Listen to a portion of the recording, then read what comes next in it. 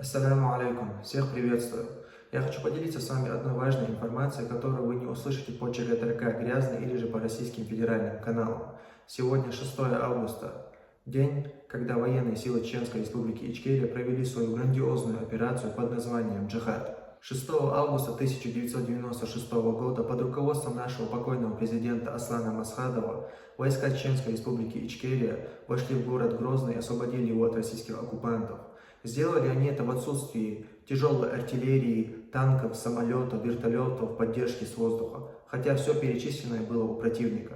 Численность же наших бойцов достигала около 1000, а численность противника около 20. Данная операция была показателем мужества и стойкости наших бойцов, а также умения наших полководцев.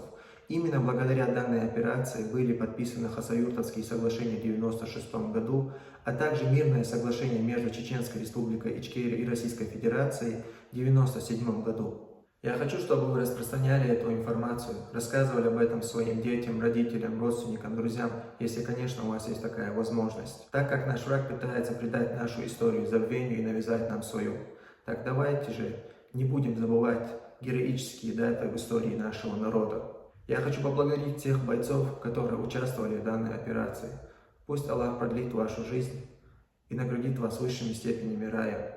Также я хочу выразить соболезнования семьям погибших, и пусть Аллах примет их шахаду. И в конце, вся хвала принадлежит Аллаху, Господу миров.